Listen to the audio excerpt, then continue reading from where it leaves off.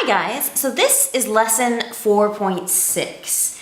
Today's lesson is all about bases, buffers, and titration curves. So objectives for today are to learn to solve problems not involving the acid dissociation constant, but involving the base dissociation constant. Then we're going to talk about the properties of buffer solutions. We're going to learn how they function, and then we're going to review a little bit of grade 11 chemistry and talk about titration curves.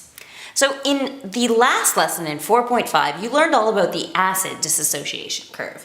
Today we're going to talk more about bases. So here in general, I've got a base, and when I dissolve it in water, it reacts with the water to form a positively charged ion and a negatively charged hydroxide ion. So Hb plus represents the positively charged ion, and OH minus is our hydroxide ion. So this kind of system, when I dissolve a base in water, I end up with an equilibrium. So just like before, I can write an equilibrium equation to represent this situation. KQ will represent the concentration of Hb plus times the concentration of OH minus divided by the concentration of the base times the concentration of water. And when we look at this, we know that there's always so much more water relative to the amount of base present that the concentration of water is just about a constant. So much so that we can assume it is constant. So if I multiply both sides of the equilibrium equation by the concentration of water, so I'm going to multiply this side by the concentration of water, and I'm going to multiply this side by the concentration of water. What I end up with is a constant times the concentration of Hb plus times the concentration of the hydroxide ion divided by the concentration of the base. And those two quantities together are a special constant we call the base dissociation constant. The symbol for that is K subscript B, and that really is equal to the equilibrium constant times the concentration of water, and all of that is equal to the concentration of Hb plus times the concentration of the hydroxide ion divided by the concentration of the base. So this and this are our base dissociation constants. And just like the smaller the acid dissociation constant, the weaker the acid, the smaller the base dissociation constant, the weaker the base.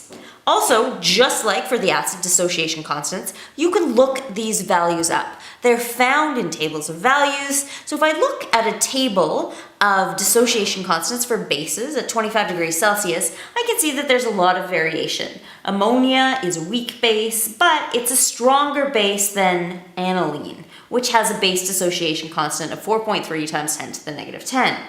All of these are different bases, and they've all got different base dissociation constants, and those tell us something about how strong or weak those bases are. So we can solve problems using the base dissociation constant and the concentrations of bases in solution in a very similar way to all of the other equilibrium systems that we've studied so far in this unit. So in this example, we're going to talk about quinine. And quinine is a naturally occurring compound. It's found in tonic water. It gives it that characteristic bitter taste. It's also used to treat malaria.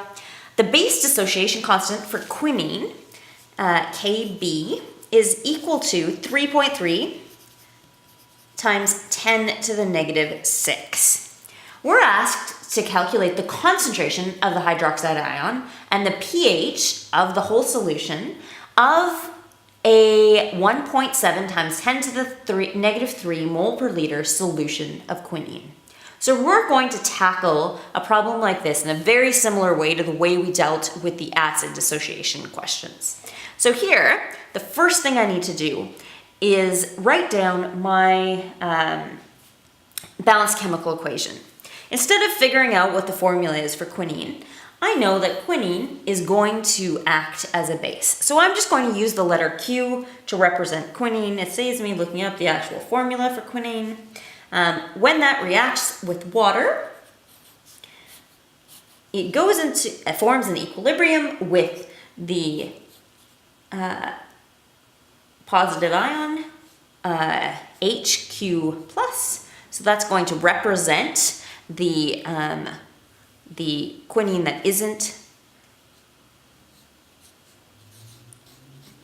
or that has a positive charge once it's formed the hydroxide ion. So there's my general reaction. I don't have the whole formula for quinine, but that's okay. So I know that initially my concentration of this quinine is 3.3 times 10 to the negative, no I don't, that's the wrong number.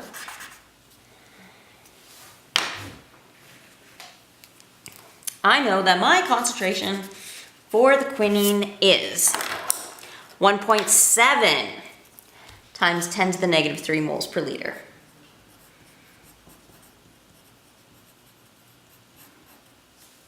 My concentration of this ion, at the cation to start with, is 0, and my concentration of the hydroxide ion to start with is 0. Once I react this with water, once it dissolves in water, the change in quinine will be negative X. Likewise, these will increase by X. So at equilibrium, my concentration of quinine will equal 1.7 times 10 to the negative 3 minus X. My concentration of this will equal X, and my concentration of the hydroxide ion will equal X. So knowing that, I can take my dissociation constant for the base, that's equal to 3.3 times 10 to the negative 6, and I know that that will equal the concentration of the hydroxide ion times the concentration of this divided by the concentration of quinine. So that will equal X times X squared, divided by 1.7 times 10 to the negative 3 minus X. All right, if I'm going to solve for X under these conditions, then I would have to use the quadratic formula. But we can always again check to see if we can ignore this change. In order to do that, I want to take the initial concentration of quinine and divide it by the base dissociation constant. If that is greater than 500, then I can ignore that change in concentration. So 1.7 times 10 to the negative 3 divided by 3.3 times 10 to the negative 6 gives me 515. Therefore, can ignore the change. So I don't have to account for that change in the concentration of quinine. As a result, I can easily solve for Kb will equal 3.3 times 10 to the negative 6 times 1.7 times 10 to the negative 3. I'll just need to take the square root of that, so X will equal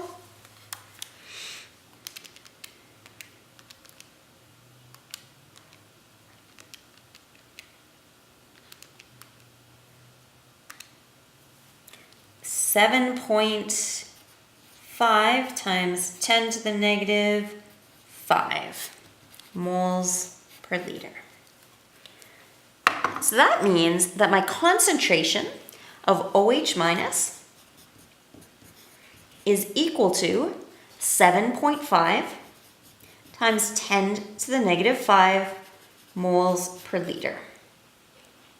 Okay, remember that my POH is equal to negative log of the concentration of OH. So POH equal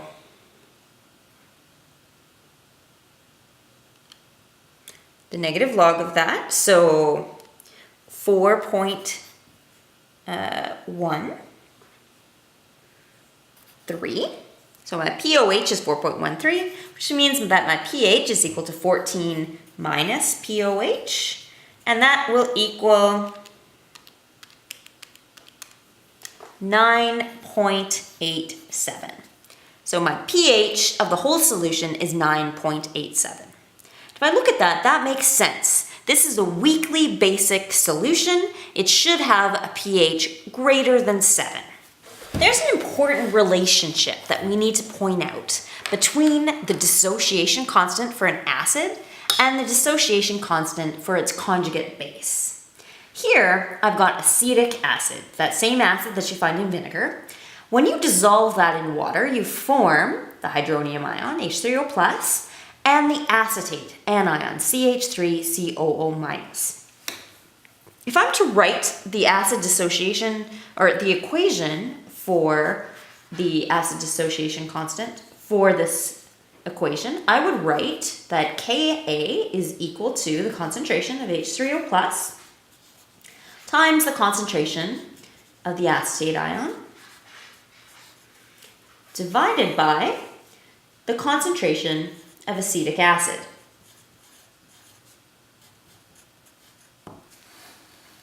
Okay, so to point out, in this case, the acetate ion is the conjugate base for acetic acid.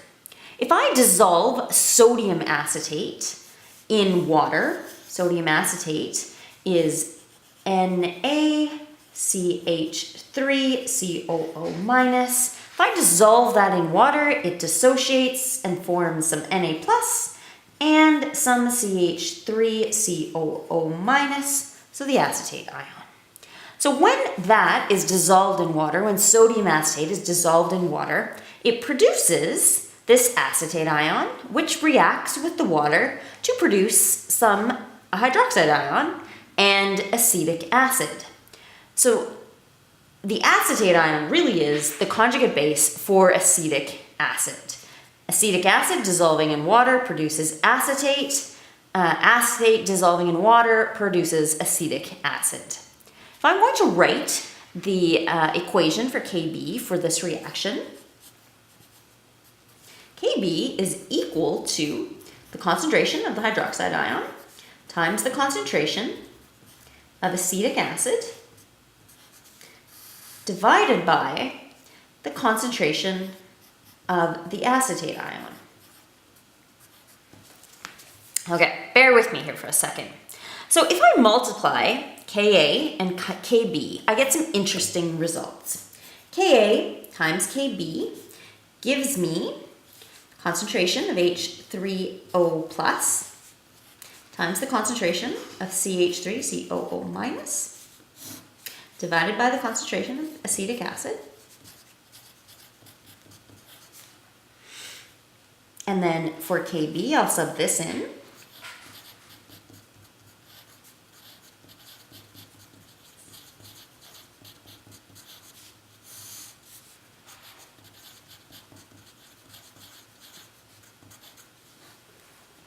Take a look at this for a second and see what cancels out.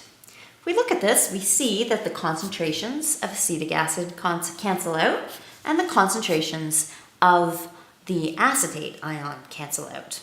So Ka times Kb equal the concentration of H3O+ times the concentration of OH-. Think back a bit to when we first started talking about acid dissociation. Remember that the concentration of H3O+ times the concentration of OH- is really equal to Kw. So Kw is equal to Ka times Kb. 1.0 times 10 to the negative 14 is equal to Ka times Kb every time. And if you think about that, that means that the larger the value for Ka, the smaller the value for Kb. The larger the value for Kb, the smaller the value for Ka. So, as a result, the stronger the acid, the weaker its conjugate base. The conjugate of a strong acid is always a weak base, and vice versa. The stronger the acid, the weaker its conjugate base. The stronger the base, the weaker its conjugate acid. All right, let's see how this can be used to solve problems. So here we've got sodium acetate. It's used for developing photographs. We're asked to find the value of Kb for the acetate ion. Then we're asked to calculate the pH of a solution that contains 1.52 moles per liter sodium acetate. So sodium acetate, CH3, COO minus, or Na. Sodium acetate looks like that. Sometimes you'll see it written as NaCH3, much more frequently actually, COO. When this dissolves in water, it forms some CH3, COO minus, and some sodium ions. So note that this is the acetate anion. The conjugate acid of this anion would be acetic acid. And sometimes it's important to think about that, because if I go to look up the Kb for the acetate ion or for sodium acetate, it might be hard to find. So if I look in the back of my textbook, I find that acetic acid isn't actually in there, neither is the acetate ion, so I might need to find another textbook or I might need to do some Googling. For this, the only thing I can find when I Googled was the dissociation constant for acetic acid. So if I look at a table, I found that Ka for acetic acid was 1.8 times 10 to the negative 5. So that's the acid dissociation constant. That's not what they're asking for here. They're asking for a value for the base dissociation constant. But we know that there's a relationship between the acid dissociation constant and the base dissociation constant. The dissociation constant for the acid times the dissociation constant for its conjugate base is equal to the ion product constant. So 1 times 10 to the negative 14 is equal to this value, 1.8 times 10 to the negative 5, Kb. Then I can solve for Kb. Kb will equal 1 times 10 to the negative 14 divided by 1.8 times 10 to the negative 5, or 5.6 times 10 to the negative 10. So that is my value for Kb. Next, I'm asked to calculate the pH of a solution that contains 0.152 moles per liter sodium acetate. If I'm going to do that, I know that what matters here is this acetate ion. CH3, COO minus, dissolves in water and forms an equilibrium with acetic acid and the hydroxide ion. My initial concentration of this of this acetate ion is 0.152 moles per liter. To start with, I have none of this and I have none of this. The change I'm going to see in the acetate ion, this will decrease by some amount, and this will increase by the same amount, and this will increase by the same amount. So at equilibrium, my concentration of the acetate ion will equal 0.152 minus X. Concentration of acetic acid will equal X, and the concentration of the hydroxide ion will equal X. Same as we've been doing before, we can plug these values into my expression for the dissociation constant. So Kb, we know, will equal the concentration of CH3COOH times the concentration of the hydroxide ion divided by the concentration of CH3COO minus. So that's equal to X times X, X squared, divided by 0.152 minus X.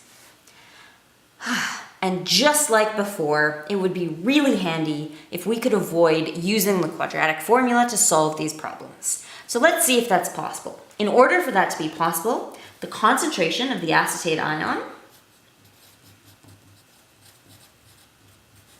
divided by Kb has to be greater than 500.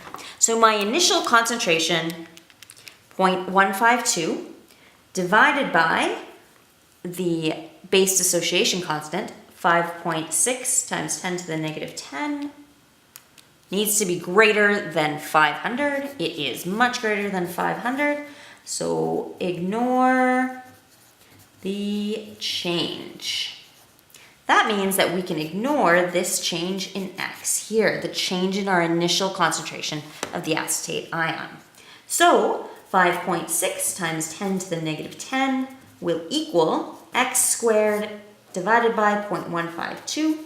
If I solve for X, I find that X is equal to 5.6 times 10 to the negative 10 times 0.152.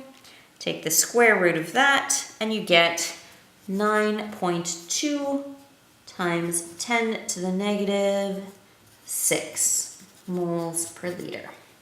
So my concentration of the hydroxide ion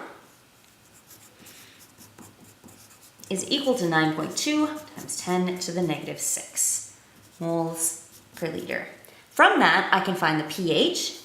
I'll start by finding the pOH, that's negative log of the concentration of the hydroxide ion.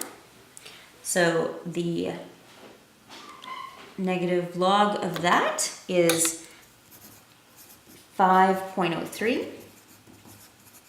So my pOH is 5.03. My pH will be 14 minus 5.03, or 8.97. So my final pH is 8. All right, so these weak acid conjugate base systems or weak base conjugate acid systems can be really, really useful. When you put a weak acid and a conjugate base together, you end up with something called a buffer solution. These buffer solutions are special because they can maintain a relatively constant pH as you add more acid or more base to the solution. They're used in a variety of applications, including in your blood. So what happens when you've got a weak acid and a conjugate base mixed together, or a weak base and a conjugate acid, that's your buffer solution. If you add an acid or a base to plain old water, if you add an acid, your pH is going to drop down really quickly to something like 1 or 2, something along those lines. And if you add a base to that plain old water, your pH will increase really, really quickly to 9 or 10 or 11. But if you've got a mixture, a buffer solution, something with a weak acid and its conjugate base, or a weak base and its conjugate acid, those are really resistant to changes in pH. For example, if we take a buffer solution and we add some acid to it, instead of decreasing the pH to about 1, your pH might decrease to, say, 6.9. If you've got a buffer solution and you add a base to it, a moderate amount of base to it, unlike the water where your pH would increase to something like 10, here your pH might increase to something like 7.1. So buffer solutions are really resistant to changes in pH if you're adding a moderate amount of acid or base. If I look at a curve for the relationship between the pH and what happens as you add acid or add base, you find that if you're starting here at some kind of neutral amount, if you add acid, over a moderate range, your pH won't really change too much at all. Once you pass the capacity of the buffer, your pH will drop down drastically. The same thing will happen if you're adding base. As I continue to add base to this solution, the pH will stay relatively constant for quite a long period of time until you exceed the buffer capacity for the solution. Then your pH will increase drastically. So these buffer solutions, how do they work? Okay, consider acetic acid and sodium acetate. Remember, acetic acid is CH3COOH, and that's a weak acid. Sodium acetate is NaCH3COO. When this dissolves in water, forms an equilibrium between sodium, the sodium ion, and the acetate ion. This sodium acetate is quite soluble in water, so most of it dissociates.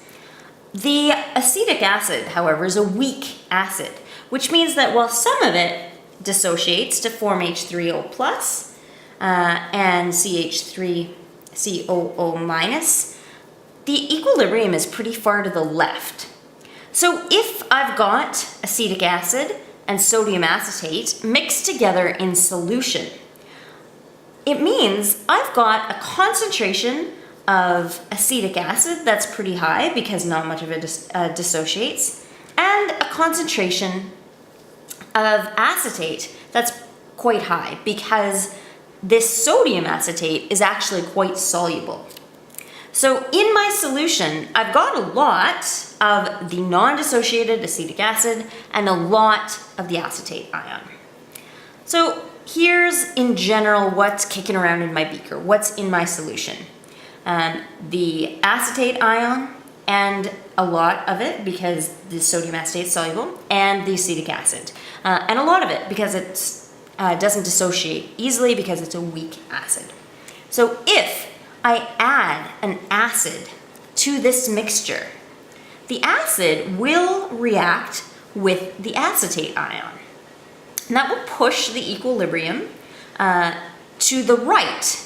As a result, adding the acid doesn't change your pH very much at all. On the other hand, if I add a base to the solution, that base would react with the hydronium ion and produce more water. So the equilibrium again moves to the right and the pH doesn't change very much at all. So these buffer solutions resist change because of essentially the common ion effect. There's a couple ways of producing buffer solutions. You can make a buffer solution by using a weak acid and one of its salts, or using a weak base and one of its salts. Examples of a weak base and its salt would be ammonia and ammonium chloride. Examples of a weak acid and one of its salts would be like the example we covered here, sodium acetate and acetic acid. As I mentioned previously, buffers are only good at resisting changes in pH to a certain extent. Once you've exceeded the amount of acid or base that they can kind of react with, then you've exceeded what we call the buffer capacity, and the pH will change drastically. So buffer capacity is the amount of acid or base that can be added before you'll end up with a large change in pH. This buffer capacity is dependent on concentration of the acid and its conjugate base, or the base and its conjugate acid.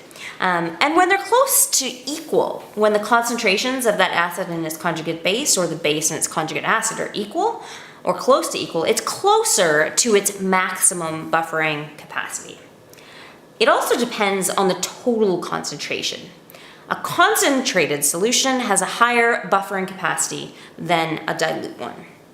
So as for these buffers, as I mentioned, they're really important in biological systems. And this buffering happens in your body. In the homework for this lesson, I suggest reading up on what buffers the pH in our blood. So do that, try that problem, look it up, and also read through the sections of your textbook if you feel you need some extra work on this. For the next part of this lesson, we really need to think back to grade 11 chemistry. For most of you, you probably did a CPT that involved titrating. You were given some acetic acid or some other unknown base or acid, and you were asked to find the concentration. Most of you probably looked to find the concentration of a sample of vinegar. And when you did that, remember you put some vinegar in an Erlenmeyer, and then you put a base of known concentration in your burette, and you added drop by drop by drop until the solution turned a very light shade of pink. Is this sounding at all familiar? Okay, so if it is, what you're remembering is the acid-base titration that you learned in grade 11. When we're doing these acid-base titrations, we can plot the pH of your solution against the volume of added base or added acid. That graph is called an acid-base titration curve. What you were looking for when you were looking for that exact point where the color of your solution turned a very light color of pink was called the equivalence point. The point where you had added exactly the same amount of base as there was acid in the solution. The point where the acid and the base had reacted completely. At the equivalence point, changes in pH take place really quickly. And if you know the volume of both the acid and the base at the equivalence point and the concentration of one of them, you can calculate the concentration of your unknown. And that's what you did to figure out the concentration of acetic acid in vinegar for that grade 11 CPT. And if we're looking to determine what the equivalence point is, we use what we call acid-base indicators. Typically, these are special compounds that turn color at a given pH value. They change colors. The one you're probably most familiar with is phenolphthalein, that one that goes from clear to pink, depending on the pH of your solution. And it's important to note that different indicators work best over different pH ranges. If you'd like to know what indicators work best over which pH ranges, there's a table on page 609 of your textbook. And this table shows the different indicators as well as the pH range where they work well. That phenolphthalein, for example, works really well between pH of 8.2 and 10. And it turns from colorless to red or pink as you go through that pH range. So either take a minute to Google a table of indicators online or find your textbook, page 609, or the back of a grade 11 textbook, if there's one kicking around. There's a nice table in there as well. And then take a look at these acid-base titration curves. If we look at this curve here, we see that we've got pH plotted against the volume of sodium hydroxide added.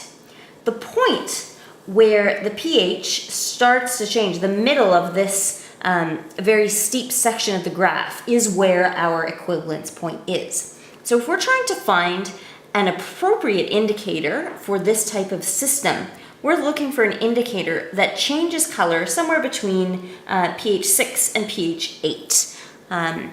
So for something like that, if you look at one of these tables, bromomethyl blue might be a good choice. It'll change from yellow to blue over that pH range. There's another acid-base titration curve here that goes from basic to acidic.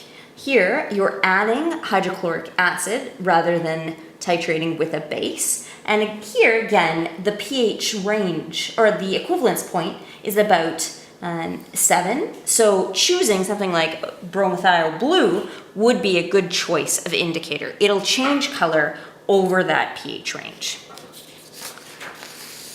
There's a couple more graphs on the slideshow, or here, that are useful for you to look at. We've got one system with an addition of sodium hydroxide, and the equivalence point for this system is somewhere between 8 and 10. If you're looking for something between 8 and 10, phenolphthalein becomes a very good choice for an indicator in that system, or thymol blue. So to select an appropriate indicator, just look at a table of acid-base indicators like the one in your textbook or Google one online. All right, I think that's about it for this lesson. There's a handful of homework questions here, which I recommend trying. And read through the sections in your textbook, 8.1 and 8.2. Reading through those sections might be helpful if you're struggling with any of these material. Okay, do your homework. I'll see you on Thursday.